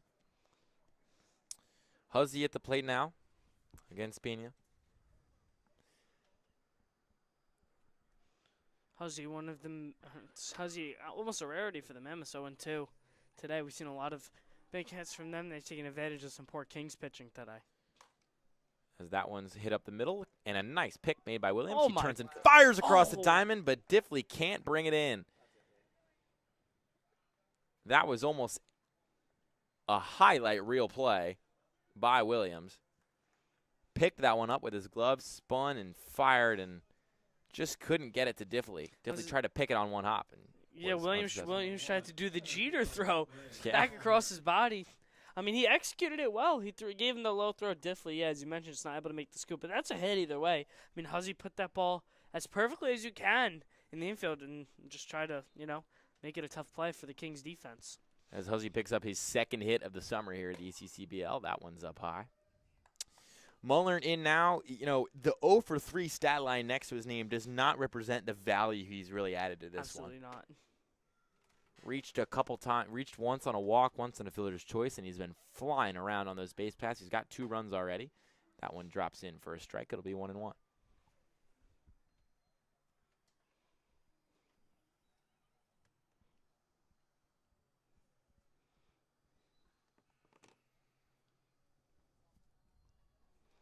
So it's 1-1 now to Mullern as Pena's going to step off.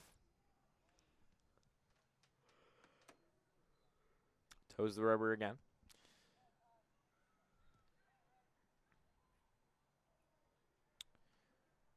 Checks Huzzy, kicks and delivers. Check swing, inside, 2-1. Just missed that one. I thought Pena, and staring at it for a second, I thought it was a strike as well. Almost seems this umpire's been a little bit more lenient on the corners than he has with up and down today. The 2-1, inside again. Back-to-back sliders that missed down from Pena. Assuming he's going to attack with the fastball here, Mulhern's got to be ready for that fastball away is what I'm assuming he's going to be coming here from Pena. Again, I could be wrong.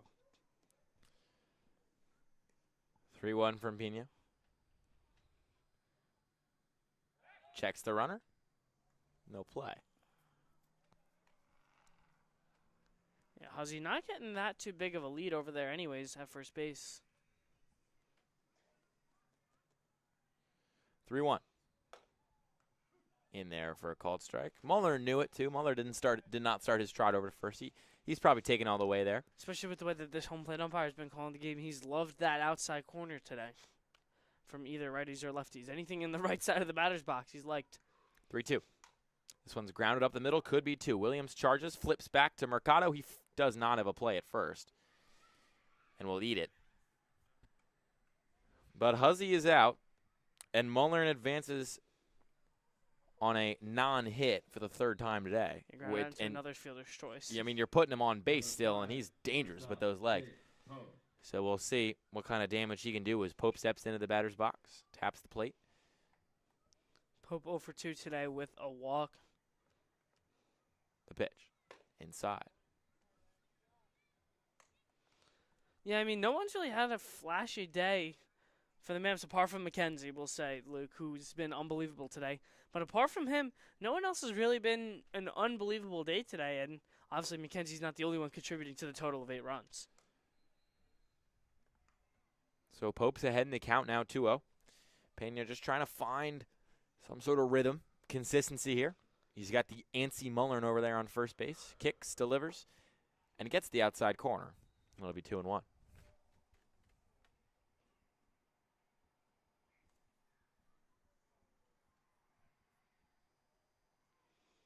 Pena comes set. That one's outside. It'll be 3-1. Yeah, big summer for Jake Pope here, Luke, obviously being in the portal right now. After wrapping up 2 years at Mercer County Community College, trying to, make a little bit of a name for himself in ECCBL, trying to get some college coaches over on his phone. 3-1. Way inside. He almost bounced right off of Pope's butt, but nonetheless, that's the 4th ball of the at-bat. So Mullern and Pope are on, and up comes number 21, first baseman Jack Hughes. Jack Hughes. And apologies for not saying any of the other Mammoths have had a great day. I forgot Jack Hughes was 2 for 2 on the day today. He's been having a very nice day himself. Not to be confused with the hockey player who also resides in this same state. That one drops in. 0-1. People always make jokes about the guys who look like they could be the fourth Hughes brother. You could probably make that joke about Jack Hughes. Problem is, there's a brother already named Jack Hughes, so nobody would believe you, as that one's in the dust. You never know, man. Never know. Maybe his mom wanted to name 2 of their kids Jack just to get him confused. That's a good point. That's a good point. My dad's side of the family, there's like 40 Robs. There's like a million Robs. Trust me, my cousin, there's like 50 Anthonys. I get it. The 1-1. Outside. Well, some can go by Rob, some can go by Robert. Yeah, so there's Robert, there's Robbie, there's Rob, and then there's Uncle Rob, Nephew Rob, Cousin Rob. That's kind of how you split it up. Here's the 2-1. Check swing, but it got in there for a called strike. Counts even. I mean, with Anthony, you got you got Tony, you got Anthony. Anthony knows Italian. We have a couple of those. Yeah. 2-2. Pena checks the runners. Runners on first and second here. Pitch. Fouled back. Another breaking ball from Pena. He's been relying a lot more on that sweeper tonight. It's kind of been 50-50. You could say some of them have looked really, really good. Some of them are not the greatest and just kind of skipping the dirt. So, G, you're telling me a pitcher is having consistency problems here at Moody Park. I am stunned. That's for sure. Pena checks the runners again. Kicks and delivers. Up high. Count is full now. And a reminder, the Mercy rule is 10 or more runs after the 7th inning. So we're here in the 6th right now. 2 runs plated by the Mercer Mammoths in a scoreless top of the 7th. And we wouldn't be going to the 7th inning stretch. We'd be going home. As that one's inside, ball 4. And the bases are juiced. For who else? Torrin McKenzie. That's actually going to be that's Jimetter. I saw the 4, and I saw somebody who was tall, and I was like, that's got to be Torrin McKenzie. But no, he's 44. Jimetter is 40. As we're going to get a mound visit here from the Kings, try and settle things down.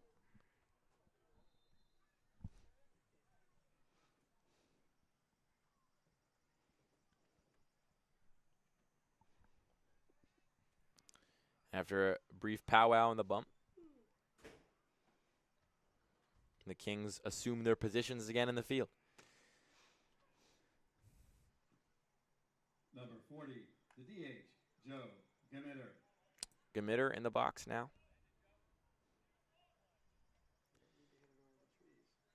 Loves to just take those big hacks. Left-left matchup. First pitch of the AB is inside. 1-0. Interesting call there by the ump. It feels like he's called that a strike a lot tonight.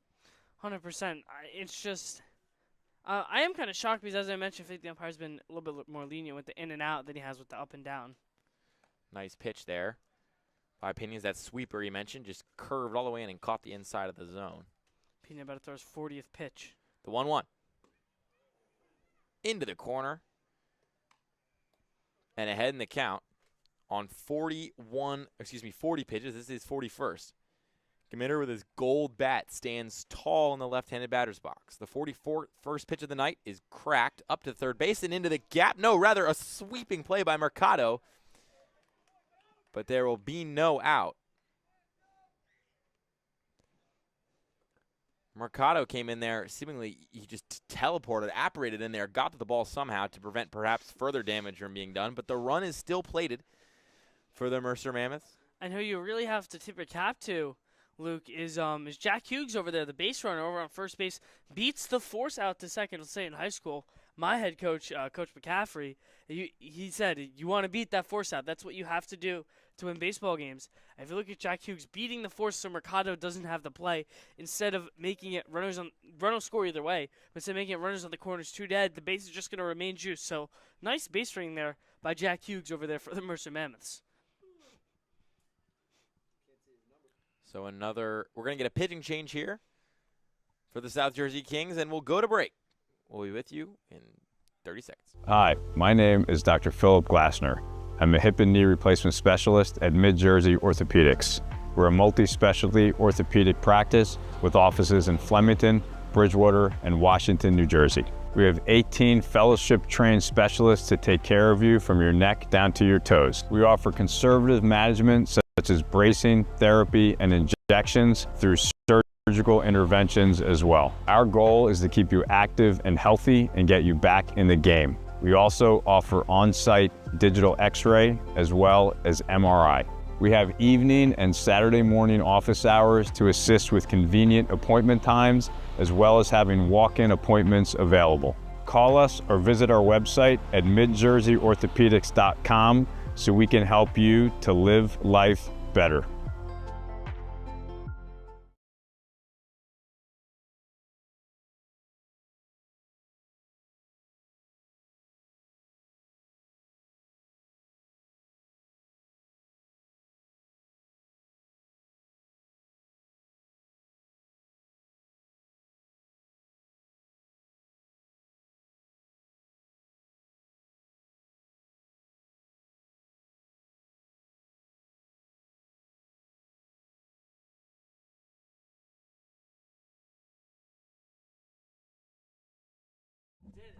Back with you here at Moody Park as the Mammoths are one run away from pushing us past that mercy rule threshold of 10 after 7. We're in the bottom of the 6th, and the bases are loaded for Joey Socorro.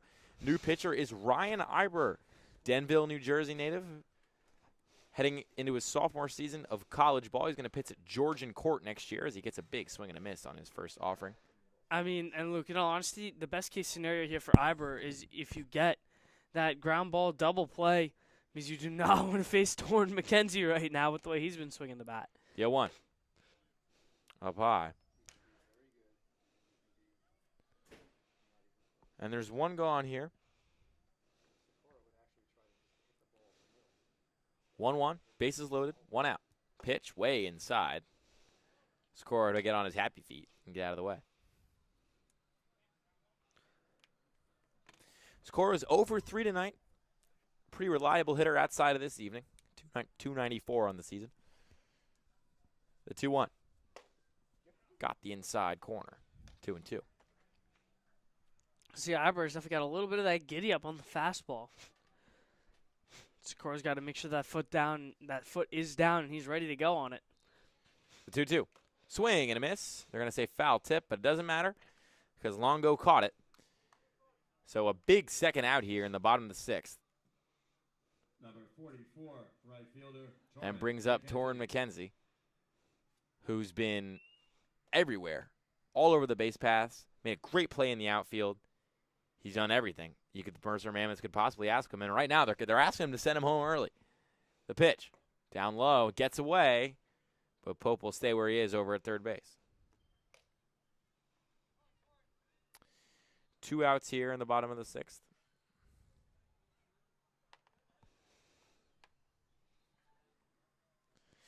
Bases are loaded. Gmitter, Hughes, and Pope occupying first, second, and third. The 1-0. This one is hit hard and far. Back is Reba, but he's under it, and he makes the catch. And the rally is cut short at just 1 run. The bases were loaded. The Mammoths get just 1 run out of it, and it's 9-0 Mercer going into the top of the 7th. Don't go anywhere. We'll be right back.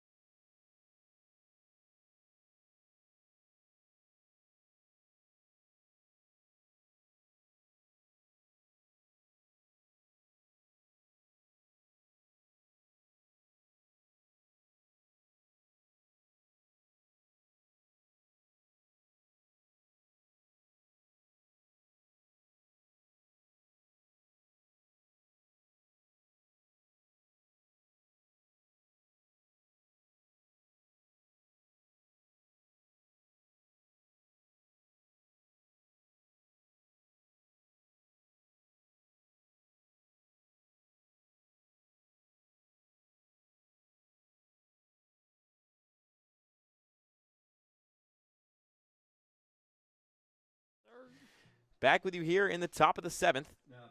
After a run in the bottom of the 6th, the Mercer Mammoths lead this one 9-0 over the South Jersey Kings, who are just trying to break this deadlock. And they're going to have to get through new pitcher Giovanni Hallahan to do it.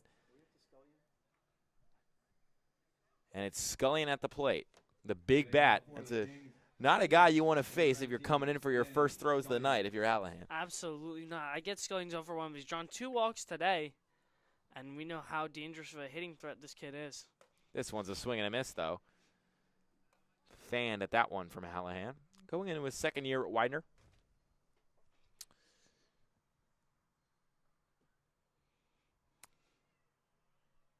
The 0-1. In there for a called strike. And just like that, Hallahan's up 0-2 on probably the best hitter on either team right now. I mean, it's tough. Torrin McKenzie's been really, really good for the Mammoths. At least in terms of juice, you know, this. 100%. Most volatile one. 0-2. Can't get the outside corner. Hallahan wanted that one, didn't get the call. Nice eye there to not chase that one. The 1-2. Got the outside corner and just stunned his Scullion. He whipped around in a circle and stared at his coach and mouthed the words, "Are you kidding?"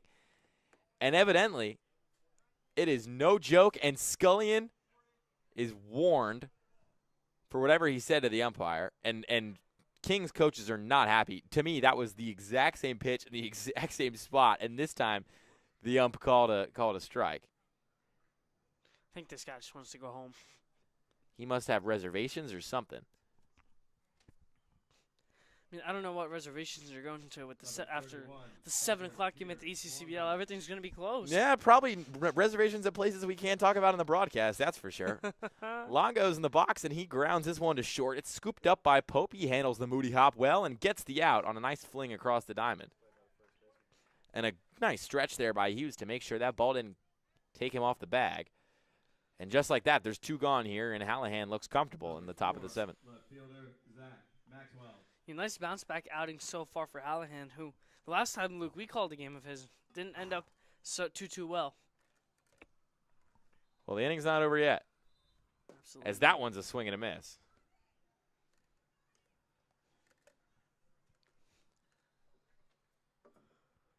So ahead in the count again. So 1 to Maxwell, the pitch. This one's cracked fair. It's controlled nicely by Hughes. He'll jog over to first, tap the bag, and just like that, blink and you miss it. We are in and out of the top of the 7th. We'll go to the stretch. Don't go anywhere. We'll be right back with you with the bottom. Hi, my name is Dr. Philip Glassner. I'm a hip and knee replacement specialist at Mid-Jersey Orthopedics. We're a multi-specialty orthopedic practice with offices in Flemington, Bridgewater, and Washington, New Jersey. We have 18 fellowship-trained specialists to take care of you from your neck down to your toes. We offer conservative management such as bracing, therapy, and injections through surgical interventions as well. Our goal is to keep you active and healthy and get you back in the game. We also offer on-site digital x-ray as well as MRI. We have evening and Saturday morning office hours to assist with convenient appointment times, as well as having walk-in appointments available. Call us or visit our website at midjerseyorthopedics.com so we can help you to live life better.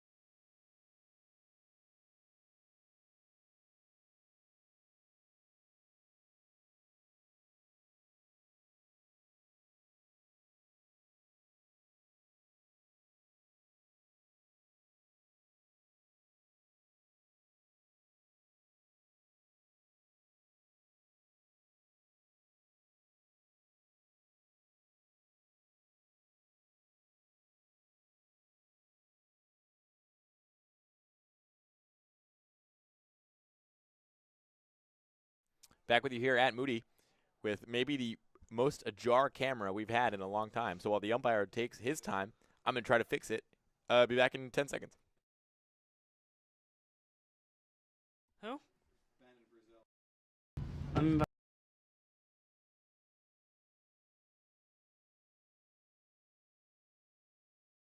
And look at that lovely stuff. beautiful, Luke. Fixed it. That was inspirational. That was inspirational. Sorry, I unmuted the wrong thing. That was really inspirational.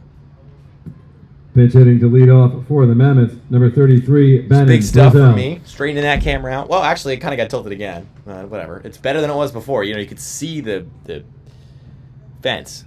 So that was a swing and a miss. We got a pinch hitter, Brazell, in for Babkowski, who's 2 for 2 tonight. So we're going to get our first look at Brazell, at least in this one. Bannon Brazell. Spent a couple years down there at Mercer County Community College. Pitches in there for a called strike. He's down 0-2 right away. Got one of the best on-base percentages in the ECCBL, 550. Big walk guy. Only 250 with the average, though. Doesn't make a lot of contact. The 0-2. Way inside. Almost sent him. Yeah, had to hit a little he to get out of the way. I do not have the capacity to hit the Michael Jackson voice on the broadcast. So, hence my less than ideal interpretation. 1-2. This one's lifted foul into the parking lot. That's a card. You say that, but there's nobody parked over there. I think people are starting to learn their lesson. And they just restriped the parking lot. Yeah, and they did just repaint and restripe the parking lot. And it seems like no contact made on that one. But here's the 1-2. Gets the outside corner and sits Brazell down looking to start the bottom of the 7th with an out. Keep in mind, at this point, if any team gets up by 10 runs or more, that is it. That is the end. And we got a pinch hitter. Pinch hitting for the Mammoths, number 34, It'll be Dom Bizzoni. Bizzoni. From just down the road in Trenton. Heading into his sophomore season at Stockton University. First pitch of the at-bat. Foul back.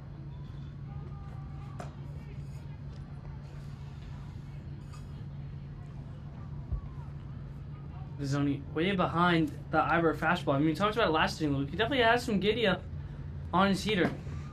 That one's in there for a called strike. So, once again, up ahead in the count. He's smoking right now. Iber looking pretty good and pretty strong.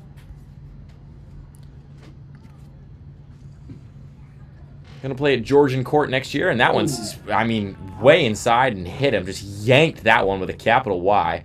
Puts Vizzoni on first.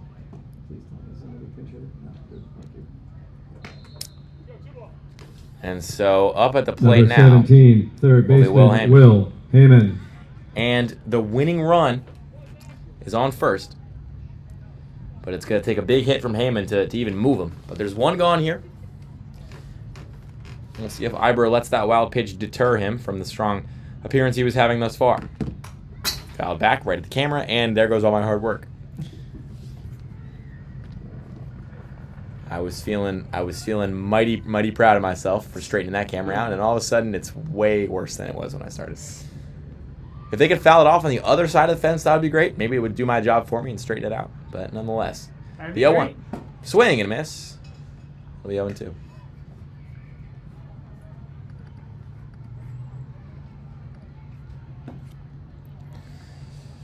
Heyman in the box now. Stares down Iber. Iber staring down Bizzoni on first. The 0-2.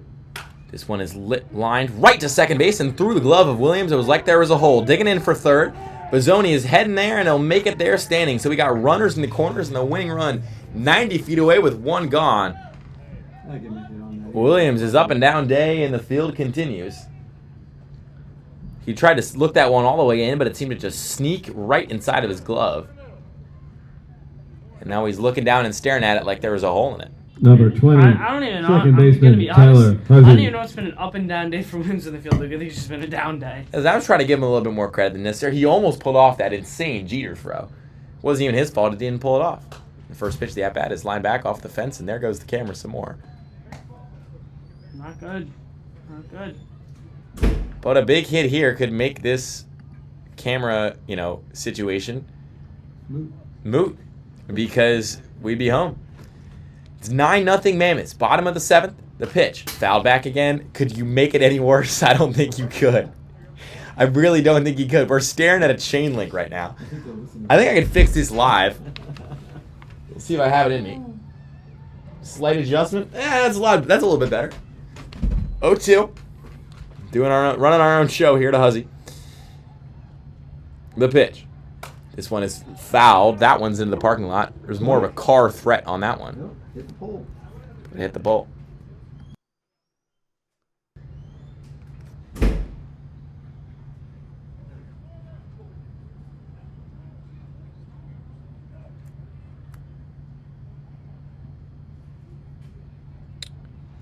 The 0-2. Fouled back again, and there goes the camera. Dude, this is driving me nuts.